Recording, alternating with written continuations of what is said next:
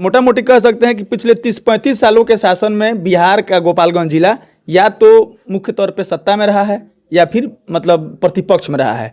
उसके बावजूद आपको लगता है कि गोपालगंज जिले को एक तरीके से उपेक्षित रखा गया है आज तक, कि लालू यादव यहाँ होने के बाद भी यहाँ चुनाव नहीं लड़े, राबड़ी देवी भी यहाँ की होने के बाद चुनाव यहाँ नहीं लड़ी, तेजस्वी तेज प्रताप भी यहाँ नहीं लड़े। उसके बाद से जब लोकसभा का चुनाव हुआ, उनका अपना गृह जिला था, उसके बाद भी गठबंधन में यह सीट राजद नहीं रख के वीआईपी को दी।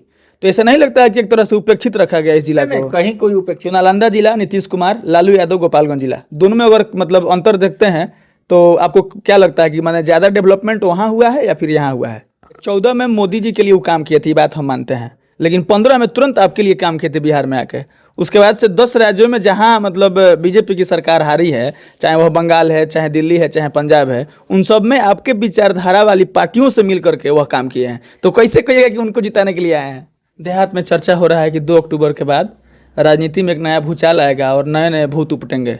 जनसुराज साहब को कोई दिक्कत 2 अक्टूबर के बाद से? ये लोग यादव के और मुस्लिम के सिर्फ पार्टी रह गए हैं और मतलब जनसुराज के पदयात्रा करने वाले प्रशांत किशोर के आने के बाद तमाम लोग एक विशेष मतलब अल्पसंख्यक समाज के लोगों को मतलब कह सकते हैं कि लालच देना, लॉलीपॉप देना, अपने में शामिल करने के लिए तरह तरह के लुभावने मतलब वादे किए जा रहे हैं। पूरे जिले में 21 तरह का राजनीति हो रहा है कि अगर आपके पार्टी से एसोसिएटेड कोई वोटर या कोई कार्यकर्ता या फिर कोई मतदान करने वाला आदमी मरता है तो मिलने के लिए आप लोग जाएंगे, और उनके पक्ष के लोग मरते हैं तो मिलने के लिए वे लोग जाएंगे। और खास करके जो यहाँ के एमएलसी हैं, जो जनप्रतिनिधियों के एमएलसी हैं, उनका मतलब कह सकते हैं बयान का वो भी नहीं आया है उस मामले पर। जिले का एक और घटना याद दिलाते हैं, जादवपुर दुखहरण सुनील यादव, उसमें आप लोग जो आक्रोश मार्च निकाले थे और आपके हाथों में एक तख्ती था जिस पर लिखा था कि सुनील यादव के हत्यारों को जल्द गिरफ्तार किया जाए, और जो आपके इंडिया गठबंधन के तरफ से जो ज्ञापन सौंपा गया उसमें 3 घटनाओं का जिक्र था, सुनील यादव का 100 नहीं लिखा था। अभी पूरे मतलब क्षेत्र में जमीन सर्वे को लेकर के, प्रीपेड स्मार्ट मीटर को लेकर के मतलब गांव में अफरा तफरी का माहौल बना हुआ है। कहाँ हैं आप लोग? राजद के लोग या महागठबंधन के लोग जब जिला में या क्षेत्र में कोई बहुत बड़ा घटना होता है, मुद्दा होता है, एक दिन के लिए आते हैं, जन आक्रोश मार्च निकालते हैं और फिर मीडिया मार्केटिंग करके घर बैठ जाते हैं। हर एक चुनाव बीत जाने के बाद लोग विपक्ष को ढूंढते हैं। राजनीतिक जानकार बताते हैं कि चुनाव बीत जाने के बाद जब कोई व्यक्ति कोई चुनाव जीत जाता है, प्रतिद्वंदी लोग अपने अपने व्यवसाय में, अपने अपने काम में लग जाते हैं और किसी भी विधानसभा में, किसी भी लोकसभा में हारे हुए लोग नहीं मिलते हैं, वे लोग ऊपर होते हैं तब जब दोबारा वहाँ चुनाव होता है। बाकी आपको बता दें कि गोपालगंज के राजद के जिला अध्यक्ष हमारे साथ दिलीप सिंह जी मौजूद हैं। इनके परिचय में लोग कहते हैं कि जिले के मतलब तमाम बड़े उद्योगपतियों में इनका नाम आता है, और जो एमएलसी का चुनाव हुआ था कांटे के टक्कर के नाम पर, उस चुनाव को याद रखा जाता है, उसमें दिलीप सिंह जी प्रतिद्वंदी थे। उसके बाद से परिचय में लोग यह भी कहते हैं कि जब से गोपालगंज जिले में राजद के जिला अध्यक्ष बने हुए हैं तब से संगठन को मजबूत करने में काफ़ी मशक्कत और मेहनत किए हैं। बाकी आपसे मतलब बाकी दिलीप जी से तमाम सवालात होगा, तमाम सवाल जवाब होगा। सवाल जवाब के सिलसिले को शुरू किया जाए उससे पहले बहुत बहुत स्वागत है आपका। भी बहुत बहुत धन्यवाद। साथ ही आपके जो भी दर्शक हैं सभी को हाथ जोड़ के प्रणाम है मेरा। लोग कहता है कि राजद के लोग या महागठबंधन के लोग जब जिला में या क्षेत्र में कोई बहुत बड़ा घटना होता है, मुद्दा होता है, एक दिन के लिए आते हैं, जन आक्रोश मार्च निकालते हैं और फिर मीडिया मार्केटिंग करके घर बैठ जाते हैं। हम तो गोपालगंज में हैं, कोई ऐसा जगह नहीं होगा और कोई ऐसे लोग नहीं होंगे जहां हमको पता चलता है कि उनको प्रताड़ित किया जाता है या प्रताड़ित किया जा रहा है, तो हम वहाँ पे हम लोग नहीं जाते हैं और हमारे दल के लोग जो भी स्थानीय होते हैं वो लोग नहीं पहुँचते हैं, और सभी मुद्दों पे हम लोग गंभीरता से संज्ञान लेते हैं और उस पर मीडिया में भी बोलते हैं, और साथ ही साथ शांतिपूर्ण तरीके से हम लोग प्रतिरोध मार्च भी निकालते हैं और सरकार को सचेत करने का भी काम करते हैं। तो ऐसा नहीं है कि कहीं इस तरह की बातें हैं, जहाँ भी हम लोग जो भी लोग हैं कहीं कोई दिक्कतें होती हैं, समस्याएं आती हैं, तो हम लोग वहाँ खड़ा रहने का काम करते हैं। अभी पूरे मतलब क्षेत्र में जमीन सर्वे को लेकर के, प्रीपेड स्मार्ट मीटर को लेकर के मतलब गांव में अफरा तफरी का माहौल बना हुआ है। कहाँ हैं आप लोग? यह चीज़ आप बहुत बढ़िया पूछे हैं। देखिए, जमीन के मामले में जो हुआ, हमारे प्रदेश के जो नेतृत्व लोग रहे हैं, जो व्याप्त एक तरह से भ्रष्टाचार हो रहा है, सर्वे के नाम पे जनता को लूटा जा रहा है, उसके खिलाफ में भी हमारे नेता लोग राजभवन मार्च किए, अपना जो भी आपत्ति था वो देने का काम किए। हमारा दल जो है ग्रामीण क्षेत्र के जो भी लोग हैं, चाहे किसान हैं, गरीब हैं, किसी भी जाति धर्म के लोग हैं, सबके साथ रहने का वादा के साथ हम लोग मजबूती से रहते हैं। इसके बाद आता है स्मार्ट मीटर। हमारे नेता प्रेस वार्ता करके बोल दिए हैं कि यह स्मार्ट मीटर नहीं है, स्मार्ट चीटर है।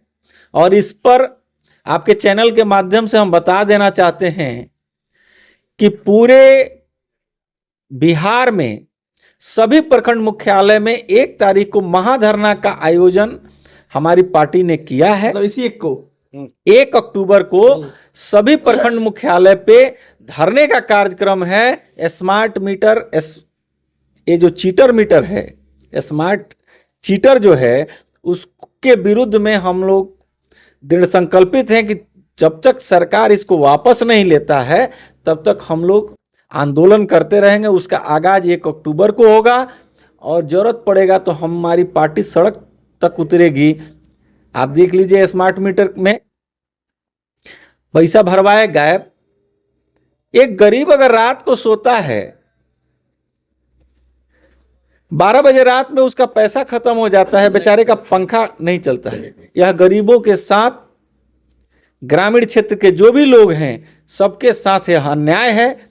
और आप एक बात और देख लीजिए, पूरे भारतवर्ष का डाटा अगर आप उठाइएगा तो सबसे ज्यादा 50 लाख जो प्रीपेड मीटर है वो सिर्फ बिहार में लगा हुआ है।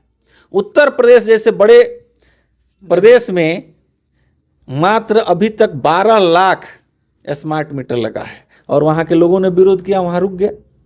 यहां भी हम लोग जनता के साथ हैं और किसी भी सूरत में चीटिंग नहीं होने देंगे, जनता को ठगने नहीं देंगे। और पूरा राष्ट्रीय जनता दल पूरे मुस्तैदी के साथ, आमजन के साथ है। आंदोलन का आगाज 1 अक्टूबर को होगा और इस पे अगर सरकार नहीं चेती तो हम लोग सड़क पर भी उतरने का काम करेंगे। जिले का एक और घटना याद दिलाते हैं, जादवपुर दुखहरण सुनील यादव, उसमें आप लोग जो आक्रोश मार्च निकाले थे और आपके हाथों में एक तख्ती था जिस पर लिखा था कि सुनील यादव के हत्यारों को जल्द गिरफ्तार किया जाए। और जो आपके इंडिया गठबंधन के तरफ से जो ज्ञापन सौंपा गया उसमें 3 घटनाओं का जिक्र था, सुनील यादव का 100 नहीं लिखा था। देखिए, जो ज्ञापन दिया जाता है तो ज्ञापन में कोई पार्टिकुलर केस का जिक्र नहीं किया जाता है। ज्ञापन जो होता है, ज्ञापन में हम लोगों ने किया था कि जो अपराध है, रोज हत्याएं हो रही हैं, उस पर अंकुश है। उसमें सुनील यादव भी आते हैं, अगर दूसरे जगह पे अगर कोई और हैं, सभी लोग आते हैं। तो वो आक्रोश तो पूरे जिले में, मतलब प्रत्येक जिले में मतलब निकाला गया था, प्रत्येक जिले में आक्रोश मार्च था। उसमें सुनील यादव का भी के साथ साथ जो तख्ती हम लोग लिए थे उसमें हम लोग स्थानीय मुद्दे को तख्ती के माध्यम से आक्रोश में हम लोग सम्मिलित किए थे। लेकिन वह आक्रोश मार्च पूरे बिहार में था और बिहार में जो अपराध था, मेन फोकस था कि जो प्रतिदिन घटनाएं हो रही हैं, हत्याएं हो रही हैं, लूट हो रही हैं और इस पे सरकार एकदम निद्रा में सोई है। तो सरकार को जगाने के लिए हम लोगों ने आक्रोश मार्च निकाला था। उसमें सुनील यादव का भी मामला था, तख्ती के माध्यम से हम लोगों ने किया था। साथ ही साथ उसमें सुनील यादव के मामले को लेकर हम खुद, हमारा जिला का प्रतिनिधिमंडल यहाँ के पुलिस अधीक्षक से हम लोग 2-3 बार मिले। उसमें न्याय भी हुआ है, कुछ लोगों की गिरफ्तारियां भी हुई हैं और उसमें अभी जांच चल रहा है। आगे और जो भी दोषी होगा उसमें गिरफ्तारी भी होगा। हम लोग पूरे तरीके से मुस्तैदी के साथ उस परिवार के साथ खड़े रहे और हम फिर सरकार पे आरोप लगा रहे हैं, सरकार को कटघरे में ला रहे हैं कि अगर शासन प्रशासन अगर सही रहता तो सुनील यादव आज हम लोगों के बीच रहते। वो हमारे पार्टी के मजबूत एक साथी थे और इसलिए हम नहीं कह रहे हैं कि वो हमारे पार्टी के मजबूत साथी थे। हम इसलिए कह रहे हैं कि हत्या हत्या होता है, वह चाहे राष्ट्रीय जनता दल के किसी कार्यकर्ता का हो, आम आदमी का हो या भारतीय जनता पार्टी का किसी कार्यकर्ता का हो। ये इस पे अंकुश लगना चाहिए और इस पे रोक लगना चाहिए और प्रशासन को इस पे सजग होना चाहिए और किसी भी मामले में जो भी अपराधी होते हैं उनको तत्काल गिरफ्तार करके स्पीडी ट्रायल करके उनको सजा करनी चाहिए। उसी घटना को थोड़ा सा मतलब इस तरीके से देखा जाए कि मतलब वो एक जनप्रतिनिधि के प्रतिनिधित्व करने वाले थे, उसके बाद जनप्रतिनिधियों के जो यहाँ पे एमएलसी हैं, उसके बाद से सांसद साहब का वो अपना पंचायत और अपना गांव है, उसके बाद से स्थानीय विधायक। मतलब मेरा कहना ये है कि पूरे जिले में किस तरह का राजनीति हो रहा है कि अगर आपके पार्टी से एसोसिएटेड कोई वोटर या कोई कार्यकर्ता या फिर कोई मतदान करने वाला आदमी मरता है तो मिलने के लिए आप लोग जाएंगे और उनके पक्ष के लोग मरते हैं तो मिलने के लिए वे लोग जाएंगे। और खास करके जो यहाँ के एमएलसी हैं, जो जनप्रतिनिधियों के एमएलसी हैं, उनका मतलब कह सकते हैं बयान का वो भी नहीं आया है उस मामले पर। देखिए, जो यहाँ के सर्टिफिकेट वाले जनप्रतिनिधि के वो प्रतिनिधि नहीं है, वो सर्टिफिकेट वाले और सरकार के रहमो करम पे जीते हुए एमएलसी हैं। यह पूरा जिला जानता है, आप भी जानते हैं, सभी लोग जानते हैं। उनका उद्देश्य आप छोड़ दीजिए, यह राजद का घटना था, राजद के पदाधिकारी थे, राजद के नेता थे, उनकी बात छोड़ दीजिए। उनका एक भी चीज़ देख लीजिए कि जहाँ जनप्रतिनिधि अगर प्रताड़ित हो रहा है कहीं वो खड़ा होते हैं, जनप्रतिनिधि का मामला है कहीं खड़ा होते हैं। इसी तरह से देखिए, यह लोग जो भारतीय जनता पार्टी और जदयू के लोग हैं, ये लोग पूरे तरीके से, अगर ये लोग चाहते तो क्या अपराध होता? 3 मुखियाओं की हत्या हुई अपने जिले में। हत्या होता? नहीं होता। ये लोग पूरे तरीके से छोड़े हुए हैं। आप देख लीजिए पूरे बिहार की स्थिति, हर एक जिले में जो अपराध करने वाले हैं सत्ता के संरक्षण में हैं। वो चाहे कोई जिला हो, वहाँ का जो सबसे बड़ा अगर कोई माफिया है तो वह जदयू में, नहीं तो भारतीय जनता पार्टी में है। ये लोग की नैतिकता मर चुकी है। यह लोग क्या बात करेंगे अपराध रोकने का और सुशासन की, क्या बात करेंगे? यह लोग नहीं कर सकते हैं। इंटरव्यू के अंतिम दौर में है और मेरा सवाल ये रहेगा कि जब से तेजस्वी यादव, लालू यादव या फिर आरजेडी का नाम लिया जाता है तो लोग मतलब परसेप्शन एक बन गया है कि ये लोग हिंदू विरोधी हैं, और उसके बाद से ये लोग यादव के और मुस्लिम के सिर्फ पार्टी रह गए हैं। और मतलब जनसुराज के पदयात्रा करने वाले प्रशांत किशोर के आने के बाद तमाम लोग एक विशेष मतलब अल्पसंख्यक समाज के लोगों को मतलब कह सकते हैं कि लालच देना, लॉलीपॉप देना, अपने में शामिल करने के लिए तरह तरह के लुभावने मतलब वादे किए जा रहे हैं। देखिए, हिंदू विरोधी अगर होते तो आपके सामने दिलीप सिंह राष्ट्रीय जनता दल के जिलाध्यक्ष नहीं होते, आपके सामने पीछे बैठे हुए पिंटू पांडे जी राष्ट्रीय जनता दल के उपाध्यक्ष नहीं होते, यहाँ बगल में बैठे पूरन सिंह कुशवाहा जी जो जिला परिषद प्रतिनिधि भी हैं और साथ ही साथ पंचायती राज प्रकोष्ठ के जिलाध्यक्ष भी हैं, यह नहीं होते। अगर हिंदू विरोधी होते तो जगदानंद सिंह आज प्रदेश अध्यक्ष नहीं होते। ऐसे कई नाम हैं। यह देखिए, यह लोगों के अंदर एक गलत धारणा पैदा किया जाता है। हम लोग बात करते हैं स्वास्थ्य, शिक्षा, रोजगार की, वो लोग बात करते हैं हिंदू मुस्लिम मंदिर मस्जिद की। सबको अधिकार है अपना चुनाव लड़ने का, चुनाव जीतने का, लेकिन अंत में यही होना चाहिए कि जो जीता हुआ प्रतिनिधि है वो सबका प्रतिनिधि होता है। और राष्ट्रीय जनता दल एक ऐसा पार्टी है जो सभी जाति, धर्म, समुदाय, संप्रदाय को साथ लेकर चलता है। देहात में चर्चा हो रहा है कि 2 अक्टूबर के बाद राजनीति में एक नया भूचाल आएगा और नए नए भूत उपटेंगे। जनसुराज साहब को कोई दिक्कत 2 अक्टूबर के बाद? देखिए, जनसुराज या किसी दल, हम लोगों को चुनाव लड़ना है। राष्ट्रीय जनता दल पूरी मजबूती के साथ लोगों के बीच है। जिसका जनता का स्नेह, प्रेम, विश्वास जिसके साथ होगा वो चुनाव जीतेगा। और इसमें हम लोग बहुत आगे हैं। आने वाले समय में हम लोग किसी के ऊपर टीका टिप्पणी नहीं करते हैं। यह लोकतंत्र है, लोकतंत्र में सबको चुनाव लड़ने का अधिकार है। और अगर आप बात करते हैं जनसुराज की, तो आपको बता दें जनसुराज के जैसा पूरे भारतवर्ष में लगभग 1000 से ऊपर पार्टियां पंजीकृत हैं। किसका किसका नाम लीजिए, सभी को अपना 1000 रुपया या 2000 रुपया लगता है पार्टी को रजिस्टर्ड कराने में, लोग अपना कराते हैं। हम उन पर कोई टिक्का टिप्पणी नहीं करेंगे, लेकिन एक चीज कहेंगे, वो सिर्फ टेंडर लेके आए हैं किसी को जिताने के लिए और किसी को हराने के लिए। किसको जिताने के लिए आए हैं? सब कोई जानता है। अपने भाषण में जिसका बुराई करते हैं उसको हराने के लिए आए हैं, जिसका नाम नहीं लेते हैं उसको जिताने के लिए आए हैं। चलिए, अब इस पर एक बार हम एक बात करना चाहेंगे। 14 में मोदी जी के लिए वो काम किए थे, ये बात हम मानते हैं, लेकिन 15 में तुरंत आपके लिए काम किए थे बिहार में आके। उसके बाद से 10 राज्यों में जहां मतलब बीजेपी की सरकार हारी है, चाहे वह बंगाल है, चाहे दिल्ली है, चाहे पंजाब है, उन सब में आपके विचारधारा वाली पार्टियों से मिल करके वह काम किए हैं। तो कैसे कहिएगा कि उनको जिताने के लिए आए हैं? वो आते भी हैं तो मोटा फंडिंग जहाँ से होता है, जब टेंडर होता है ना, बोली लगता है, तो बोली में 2 तरीके का चीज़ होता है। एक फर्जी गिरा दिया जाता है, टेंडर गिरा दिया जाता है। आप देखिएगा कि वो कांग्रेस के लिए भी उत्तर प्रदेश में काम किए, लेकिन कांग्रेस का जो उनसे एग्रीमेंट था उससे वो भी एक रणनीति के तहत था, क्यों नहीं कांग्रेस का सरकार बनवा दिए। तो उत्तर प्रदेश हैं कि आगे सोनिया जी से बात विचार नहीं बना, टेंडर मतलब कंप्लीट नहीं हुआ, वापस चले आए। देखिए वो पूरे तरीके से उनका एक ही एकमात्र उद्देश्य है, भारतीय जनता पार्टी को लाभ पहुंचाना। और वो जाते हैं, किसी के साथ जुड़ते हैं।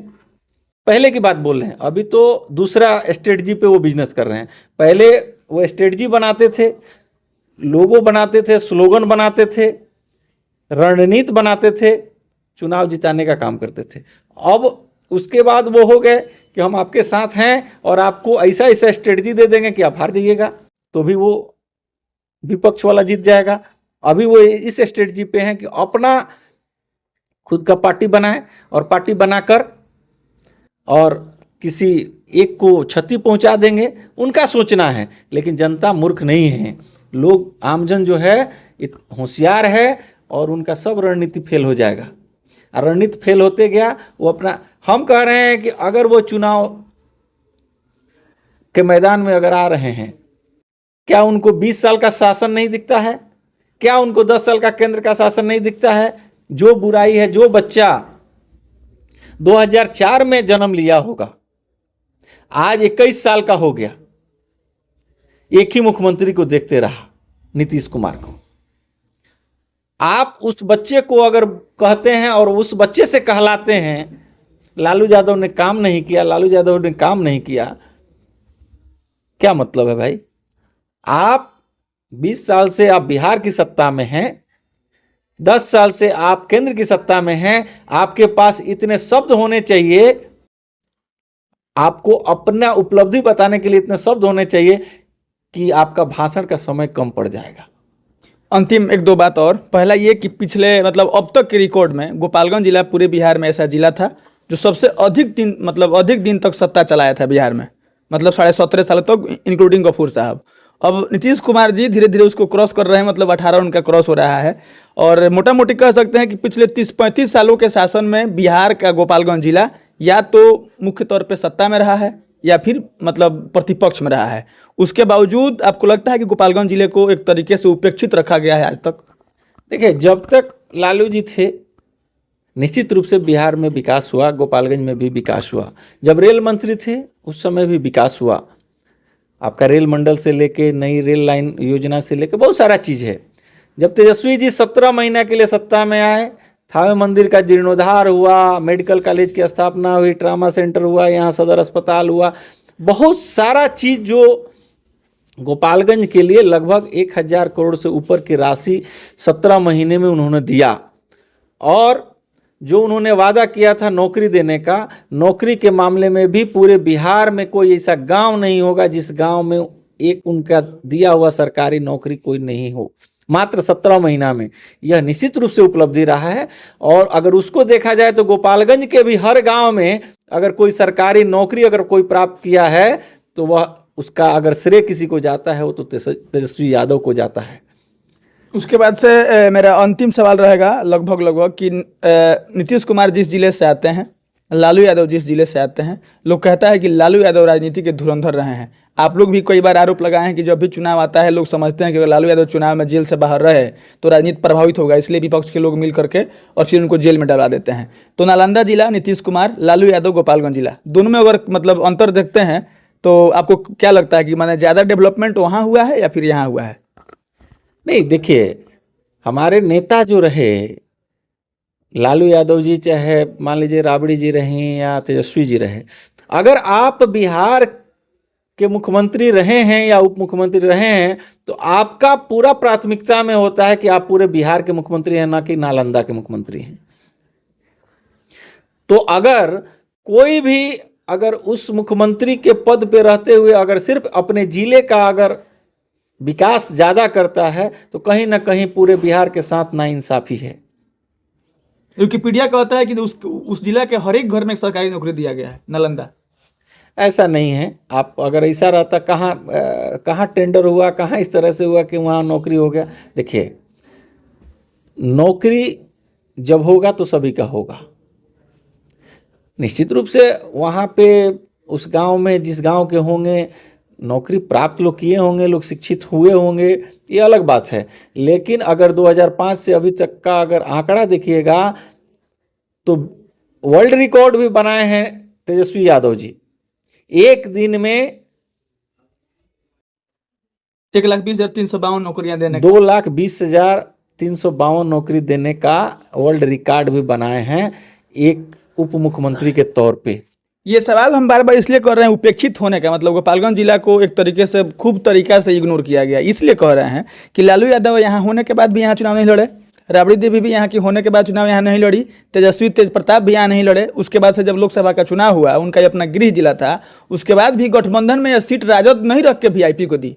तो ऐसा नहीं लगता है कि एक तरह से उपेक्षित रखा गया इस जिला को? कहीं कोई उपेक्षित नहीं है, गठबंधन को कहीं ना कहीं सीट देना है और निश्चित रूप से गोपालगंज लोकसभा का जो सीट था वो राजद चुनाव लड़ता, लेकिन अंतिम दौर में गठबंधन में शामिल हुए मुकेश सहनी जी और गोपालगंज का सीट का अभी चूंकि छठे ऐसे चरण में था तो यहाँ अभी प्रत्याशी का घोषणा नहीं हुआ था, तो उनको हिस्सेदारी देना था, तो जो बचेगा उसी में नहीं हिस्सा देंगे, तो उस हिस्सेदारी के तहत गोपालगंज सीट उनको दिया गया और पूरे मजबूती से हम लोग चुनाव भी लड़े। अंतिम बात, लालू यादव के पार्टी 5 मई 1997 को बनी, उस समय के संस्थापक सदस्यों में लगभग अब्दुल बारी सिद्दीकी को छोड़ के अभी कोई नहीं है।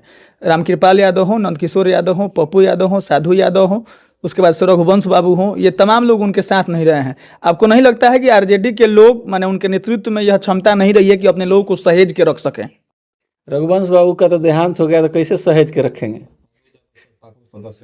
साधु जी संस्थापक सदस्य नहीं रहे, अब्दुल बारी सिद्दीकी जी रहे, जगदानंद बाबू रहे, ये लोग रहे तो है ही हैं। आपके पप्पू यादव जी रहे तो वो अपना दल बनाए, वो भी सदस्य नहीं रहे थे। साबुद्दीन साहब का परिवार आज भी है। ऐसा नहीं है कि जो लोग संस्थापक सदस्य रहे हैं लगभग भोला बाबू हैं, ये बहुत लोग हैं जो हैं। कुछ लोग पुराने हो गए, तस्लीमुद्दीन साहब थे तो तस्लीमुद्दीन साहब के लड़के हैं।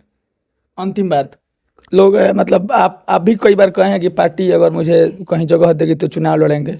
एमएलसी का भी आप चुनाव लड़े हैं, अब विधानसभा चुनाव लड़ने की तैयारी मोटा मोटी आप कर रहे हैं, भले आप जिक्र करें चाहे नहीं करें। क्षेत्र में भी लोग कह रहा है कि दिलीप सिंह हमारे यहाँ लड़ेंगे तो हम लोग उनके साथ हैं, कितना सच्चाई है? देखिए, एक जिला अध्यक्ष के नाते आप हमारा देखिएगा, शेड्यूल देखिएगा, सोशल मीडिया देखिएगा, तो हम आपको विजयपुर से लेके बंगरा घाट तक, पगरा से लेके कहिए बंगरा घाट तक हमारा दौरा चलते रहता है।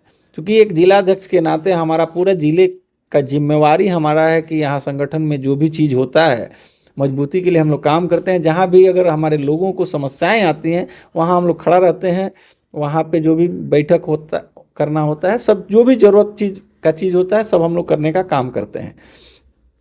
तो इसमें कयास लगाना और सबकी अपनी इच्छाएं होती हैं, हमको चुनाव लड़ना है। आपसे भी पूछा जाएगा तो आप भी कहिएगा कि हाँ लड़ सकते हैं, लेकिन हम लोग राष्ट्रीय जनता दल के जितने भी साथी हैं, कोई भी चुनाव अगर शीर्ष नेतृत्व का फैसला होता है तो चुनाव लड़ेंगे कोई भी। हम लोग का एक ही उद्देश्य है कि आने वाले 2025 में पूर्ण मजबूती के साथ हम लोग राष्ट्रीय जनता दल को गोपालगंज से 6 का 6 सीट जिताकर भेजेंगे और तेजस्वी यादव जी को मुख्यमंत्री की कुर्सी पर बैठाने का काम करेंगे। इसी लक्ष्य और उद्देश्य के साथ हम लोग पूरा राष्ट्रीय जनता दल परिवार काम कर रहा है। अब रहा सवाल जनता की भावना, तो जनता की भावना है, उसका सम्मान हम करते हैं और अपील भी करते हैं कि राष्ट्रीय जनता दल के एक सिपाही के नाते हम सभी से अपील करते हैं कि उनकी भावनाओं का हम सम्मान करते हैं और राष्ट्रीय जनता दल से जो भी पार्टी के शीर्ष नेतृत्व है निर्णय लेगा उसके साथ आप लोग रहिए और उसको जिताकर भेजने का सदन में काम करिए। और आदरणीय नेता और बिहार के भविष्य युवाओं के बारे में सोचने वाले, चिंता करने वाले तेजस्वी यादव जी को मुख्यमंत्री की कुर्सी पे बैठाने का काम करें, यह हम अपील करते हैं। चलिए, आपके आरोप, जैसे कि आप कहते थे कि प्रतिपक्ष और जो भी लोग विपक्ष में हैं वे लोग जमीन सर्वे को लेकर के, स्मार्ट मीटर को लेकर के या फिर कई अन्य मुद्दों को लेकर के जो सत्ता पक्ष में लोग हैं उनके खिलाफ धरना प्रदर्शन या फिर आवाज़ नहीं उठाते हैं। दिलीप सिंह से हमारी तमाम बातचीत हुई है और आपके तमाम सवालों को और तमाम आरोपों को हमने दिलीप सिंह से जानने का प्रयास किया है। पूरी बातचीत को लेकर के आपकी क्या राय है, प्रतिक्रिया दीजिएगा। मिलेंगे अगली वीडियो में, तब तक के लिए बहुत बहुत धन्यवाद।